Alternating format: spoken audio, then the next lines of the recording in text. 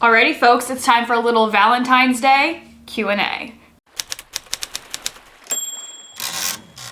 It's kind of an unpopular single girl opinion to like Valentine's Day, but I genuinely love the holiday. I love the candy, I love the colors, I love any excuse to tell my loved ones how much they mean to me, because there are so many more kinds of love than just romantic love in the world, and those are the kind that I like to celebrate. So I let my followers ask me some questions about Valentine's Day and love in general, so let's answer some and get into it.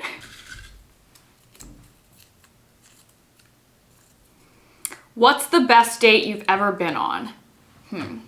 Now you will hear me say throughout this video, because there are other date related questions in here, that I have not been on a ton of dates. I don't know if it's the generational thing where people aren't going on like dates anymore, if it's just me, if it's that I came from a small town and there weren't a ton of options when I was in high school and then I didn't really date in college. I don't know. There's a lot of factors, but I haven't been on a lot of dates. So let's keep that in mind when I talk about the best date I've ever been on. Honestly, the first one that comes to mind, like there may be a better answer that I'm just not thinking of right now, but the one that comes to mind, it was I think a third date with a guy that I went on a couple dates with in high school, and I'm from a really small town, so there's not much to do. There's like, people go to the movies, or they go walk around the mall, or they go bowling, but all of that is like 2 towns away. Like there is nothing in my immediate town to do for a date. I remember this one night we didn't feel like going to see any of the movies that were out. We didn't feel like going bowling. We didn't want to go walk around the mall. So he just came, he picked me up, and we just drove around for hours, talking, laughing. We were sharing songs with each other, taking turns on the aux. We stopped at a gas station and got a bunch of snacks. What I remember about this date that sticks out to me is how simple it was, but how much we laughed. Oh my gosh. We just had very similar senses of humor, and he was a good storyteller, and I kind of think of myself as a good storyteller. So we just fed off each other's energy, and I laughed so much that night. And that's why it sticks out to me as one of the best dates I've ever been on. Honestly, if this wasn't like 2 weeks before I graduated high school, like of my senior year, that guy probably would have been my first boyfriend. We'd been on a couple dates. He was a really great guy, but we were going to separate colleges pretty far away. And neither of us really wanted to do that distance and then hurt each other thing, so we didn't. But he's a really wonderful guy, and I hope he's out there somewhere doing wonderful things, and I wish nothing but the best for him. Top 3 favorite rom-coms. Now that's hard. I feel like a lot of my comfort movies are rom-coms, and it depends on my mood, what I want to watch. Like there are definitely different rom-coms for different situations, but if I'm going like all-time favorite, easy number 1. My number 1 rom-com has been since I saw it, probably always will be, is Letters to Juliet. That is one of my ultimate comfort movies. I love that movie so much. I literally watched it last night. Second and third probably flip-flop depending on my mood, but my gut reaction right now is to say 13 Going on 30. I have always loved that movie. I feel like it's such a classic. If I had to go with a number 3 right now, does Mamma Mia count as a rom-com? If you're not counting Mamma Mia as a rom-com because you're counting it as a musical in a separate category, fair enough, I'll go 27 Dresses because I also really love that movie. But if we count Mamma Mia, that's easily number 3. What are the keys to your heart? Food. No, I'm just kidding. Food probably is a love language to me because in my family, my dad was always a really amazing cook and food was his love language, and I like to bake. So my love language for other people is definitely like cooking. But the keys to my heart. You've got to be funny. You've got to be able to make me laugh. You've got to have a certain sense of spontaneity and adventure, because I'm the kind of person who will pick up at the last minute and drive 3 states away because I just felt like it. So I need someone who's kind of down to have those adventures with me. Ideally, I would like if my family liked you. Like that would be a nice bonus. I feel like loyalty has become a big thing for me because I've had problems with it in the past. So that's a big one. And my love language, like how I want it expressed to me, is words of affirmation. So I need compliments and reassurance like constantly. So to recap, funny, little bit adventurous and spontaneous, loyal, compliments. That's it. Those are the keys to my heart. And the food thing really wasn't all that much of a joke. I really do love food. What are some songs you'd put on a Valentine's Day themed playlist? Funny you should ask. I have a Valentine's Day themed playlist. Let's read off some track titles. It will come as a shock to no one that there is a metric ton of Taylor Swift and Ed Sheeran on this playlist, so I'll try to exclude some of those or we'll be here forever. Some of the ones that you might not expect, I have Accidentally in Love, Counting Crows, I have Lonely with Me, Parachute, I have Why Can't I, Liz Phair. I have Crazy Beautiful, Andy Grammer. I have If You Love Her, Forrest Black. I have What If and Fallen For You, Colby Calais. I have Lucky, Jason Mraz and Colby Calais. I have Better With You, Jesse McCartney. Speechless, Dan and Shay. I have 1,000 Years, Christina Perri. Say You Won't Let Go, James Arthur. I'll Be Edwin McCain. I Won't Give Up, Jason Mraz. Marry Me, Train. And then a whole lot of Taylor Swift and Ed Sheeran, but I'll keep those short and sweet. My top 2 probably from Ed Sheeran at this moment. Again, this changes with my mood, but right now it's Love in Slow Motion and Tennessee. I literally have like half of Taylor Swift's discography on here, but my all-time favorite love song, like all time, is You Are in Love by Taylor Swift. So that one definitely makes the top of this playlist. I could go on, but I feel like that's enough. Favorite and least favorite Valentine's Day candy. Well, the least favorite's easy. It's conversation hearts. They're like a crappier version of a Smartie, which is already bad enough. I don't want that. Who wants that? I mean, I get the premise that it's cute, but could it be cute and also taste good? And favorite, I really like the Dove little chocolate hearts, but I do love just like a variety box of chocolates, probably because it's not something I think to buy the rest of the year round. Like, it's something I only buy around Valentine's Day. And I love the little surprise because I never look at the answer key on the bottom with what chocolates they are. I just pick one up and like to be surprised. What's the weirdest way someone has ever asked you out? The one that comes to mind is he didn't ask me out. He had his uncle do it for him. This was back when I was bartending, and he came in and he was talking to his uncle at the bar about how he had been dumped and all of this stuff. And his uncle then proceeds to start hitting on me for him and like asked me out for him, planned the whole date that we were gonna go on, like left his number for me on the receipt. Needless to say, I did not go. But yeah, I had a guy's uncle ask me out for his nephew. That was weird. Rank the weirdest dates you've ever had. Now, as I've mentioned, I haven't been on a ton of dates, but I definitely have a top 3. Like, I'll give you my top 3 weirdest ones. Coming in at number 3, we have the time I went to a frat formal in college. I only went to one my entire 4 years because one was enough. That was it. And I'm not even sure whether to count this as a full-on date story because I was a guy's date, but we went as friends. We knew there was nothing romantic there. He just needed a date last minute and I went. But the story is weird start to finish. I went to Towson University, which is not that far from the Inner Harbor in Baltimore. So a lot of the frats rent out hotels and stuff like that and do their formals there. That is where I assumed I was going for this formal. I get dressed up, I get ready with a group of my friends who are also going to the same frat formal with their dates. It's all fine and good. We get on a bus to go down to the frat formal. Everyone's already drinking. And I'm looking at road signs and I'm realizing we are not going in the direction of the harbor. And I finally like tapped my date and I said, where are we going? And he said, into the mountains. And I was like, into the mountains? He's like, yeah, our formal's at a ski resort. I'm like, well, no one told me. I didn't even bring a jacket. I thought I was walking from the bus into a hotel and back into a bus and we're going to a ski resort. I'm like, it's fine. I might have liked to have known so that I could have brought a coat and maybe taken a little walk. I'm sure it's really beautiful and snowy. And it was. It was. First issue that arose wasn't even really that I didn't know where I was going. It was fine. I was with a big group of people I knew. No worries. There had been a football game that morning though, and everyone had gone day drinking, and my date was already plastered by the time I got to him. To the point where he almost missed the bus. Like, I was on the bus waiting for him, and he wasn't there yet. I almost went solo to a formal for an organization I didn't belong to. But he made the bus. Barely. He then proceeds to continue to get more drunk on the bus. He is that really funny, really energetic class clown kid that never grew up.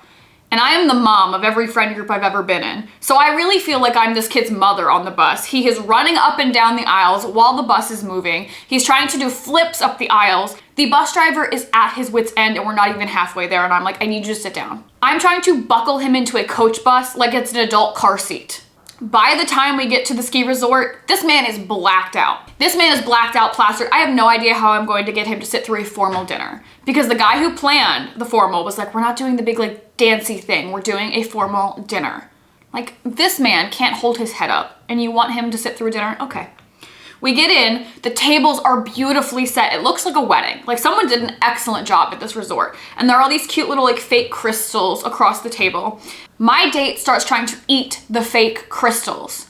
This is a 20-something-year-old man. trying to eat fake diamonds off a table at a ski resort. The dinner ends up being banquet style, and I know my date cannot stand on his own 2 feet to go through the line. So I get both of our plates and I go through the line and I bring it back to him and I'm like, here, eat something. And he takes a face first dive straight into a plate of mashed potatoes. I'm in such shock, like flabbergasted, when the guy who organized the formal comes back over, yanks him out of the mashed potatoes by his very like long curly hair and is like, someone needs to do something with him. Thankfully, a couple of the other brothers like get up from the table, pick him up by his arms and carry him off to the bathroom to go clean him up. And I'm left with their dates, who were lovely and wonderful and nice. But I'm mortified. I'm like, oh my gosh, this guy's gonna hate me now.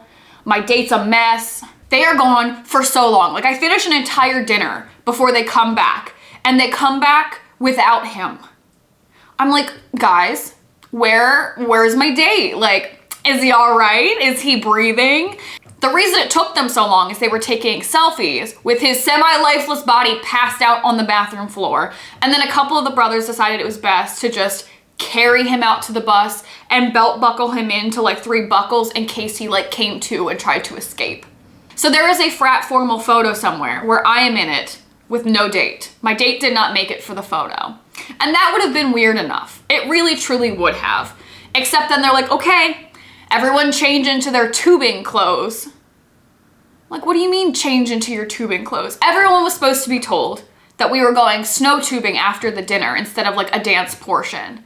And here I am in a short little dress, no coat, and heels. And I'm like, well, I guess I'm tubing in heels because I'm gonna salvage this night. It's been weird enough, but I'm gonna go salvage it. They would not let me get on to the inner tube because of the heels. I said, I'll go barefoot. They said, that's a safety problem. I said, I will go steal my date's shoes from the bus. They said, you also need pants. I said, I will steal my date's pants from the bus. They were not having it. I did not get to go snow tubing. After all of that, I did not get to go snow tubing. And I have still to this day never been snow tubing. And I'm mad about it. I'm really mad about it. My date thankfully sleeps the entire ride back to campus. He literally woke up as we were pulling in to the parking lot, and we had to belt buckle him from his little drunk prison that we had him in. And my friends are there in my car to come like pick me up from where the bus was. They're like waving. I'm like, all right, bye guys. And my date's like, hey Darby, do you want to come get Chinese food with us? And I was like, oh, like, I'm sorry, my friends are here. And he looks at me and he's like, you hate me. And he starts crying and runs off into the night. And again, I'm flabbergasted, but thankfully the brothers were like, just go with your friends. You've been through enough, like we've got them. It's fine. So I left and I never went to another frat formal ever again. And that is probably number 3 of my weirdest dates. Number 2 is the one and only blind date I've ever been on, and the reason I will never go on a blind date ever again. I was set up by an old coworker of mine. She was working 2 jobs at the time, and at her other job, she met like the owner's son, and she was trying to set me up with that guy. She's like, he's got a good job. I like his family a lot. He's really nice. Like, he came into work the other day. I was like, okay, I'll do it. I'll go. I was hesitant, but I went. And thankfully, I drove myself. I met him at a Mexican restaurant because he asked me what kind of food I like, and I told him I wasn't picky, so he picked Mexican. And when we're there, he's like, I don't drink, but you can drink if you feel the need to. I'm not a big drinker either anymore, but I didn't like the way he said it. Like, you can drink if you feel the need to. Like, there was an air of condescending that had started. And I was like, okay, no, like, it's fine. I'll have a water.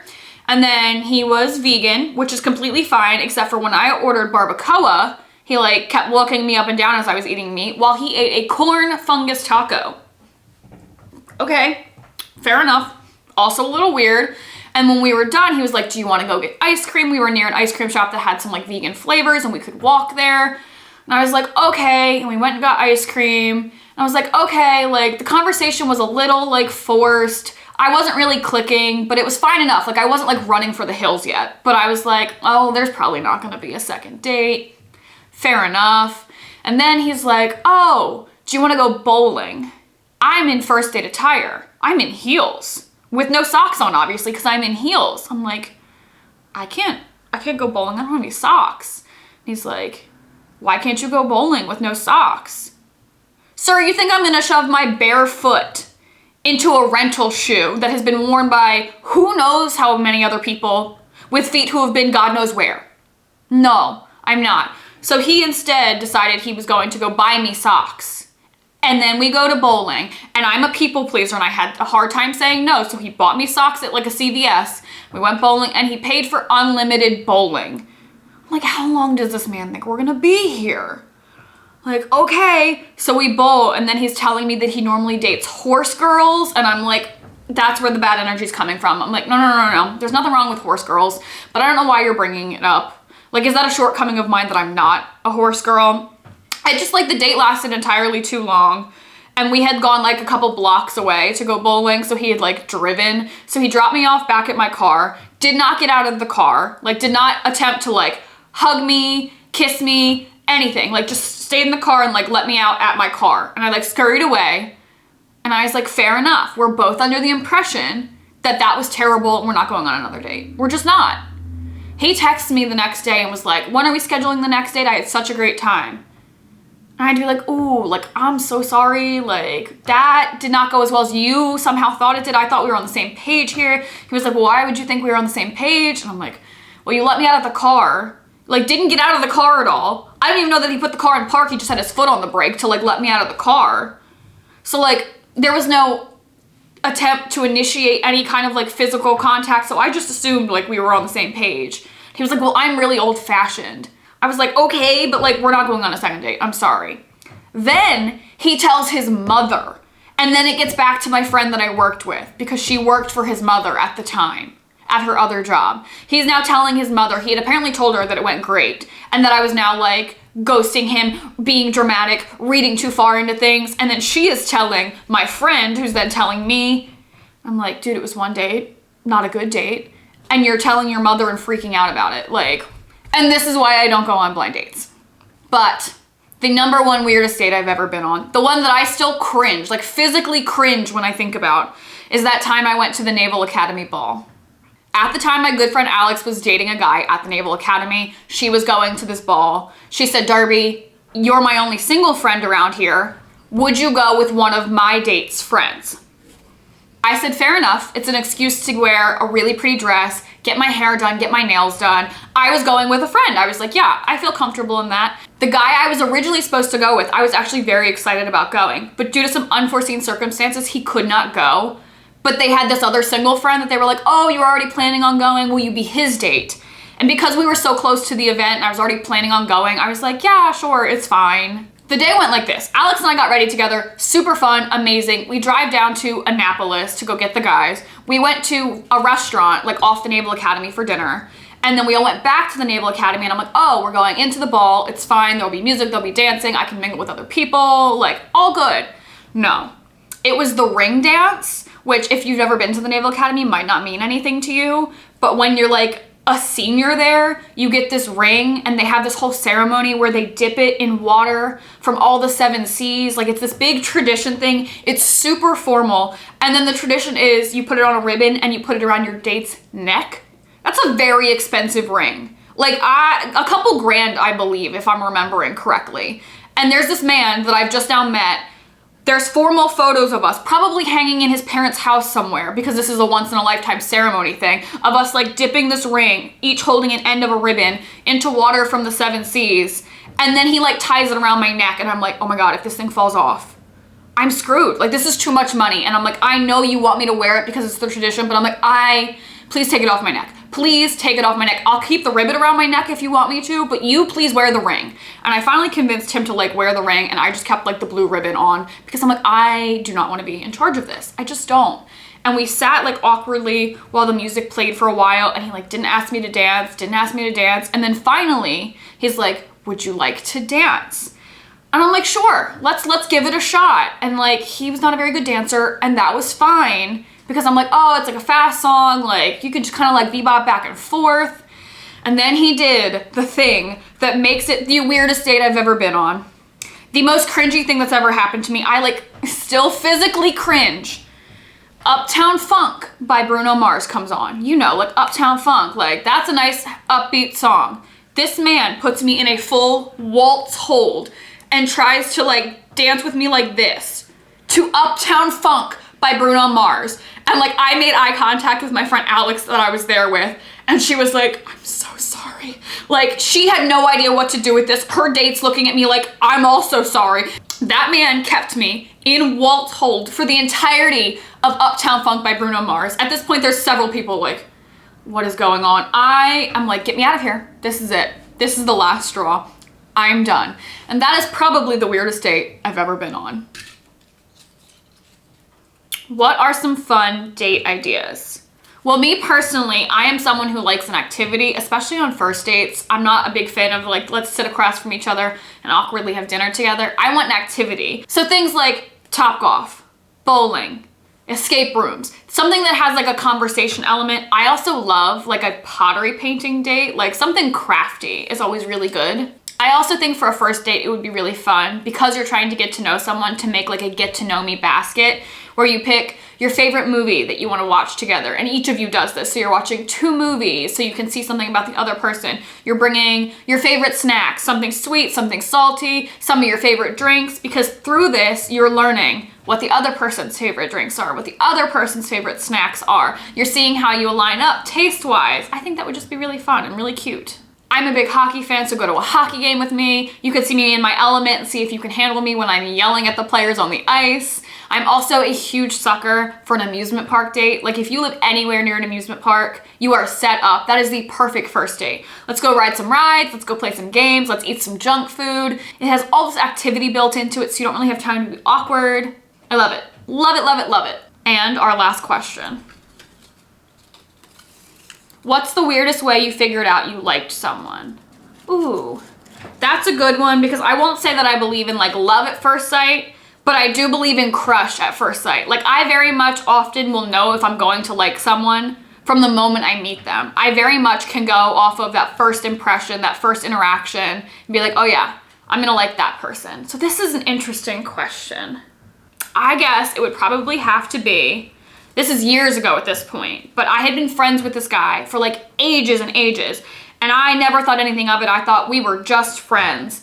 And then we went out to Rita's the one night, like the water ice place, and it had to be shortly after they had opened for the season because I remember it was frigid, like frigid cold. And we were in a big group of people. We were out together with our like big group of friends, and we all went to get water ice. And he didn't order anything, like did not order anything at all. He was like, it's absolutely too cold for water ice. And he was kind of right. It had to be like 30 degrees, frigid, frigid, frigid. And I still order water ice because I want it. And I'm sitting there and I'm like, my hands are like shivering. And he just takes the cup out of my hands and holds it and stands really close to me so that I can like take the spoon, scoop some and eat it, put the spoon back and like never have to touch it with my hands. Like this man is standing there freezing. His hands are shivering, but he's holding my water ice for me so that I can eat it without my hands being cold. And it was that weird little act of kindness that I was like, oh my gosh, am I in love with you? Like holy moly, it was so instantaneous. He like was holding my water ice for me, 30 degrees outside, like freezing himself so that I wouldn't like get hypothermia eating my own water ice while he wasn't even eating anything. And it was so sweet, and that is how I knew I liked him. Well, that is all for today, folks. This ends our Valentine's Day Q&A. Thank you guys as always for watching and celebrating the day after the day of love with me. I'll see you guys next week. Bye.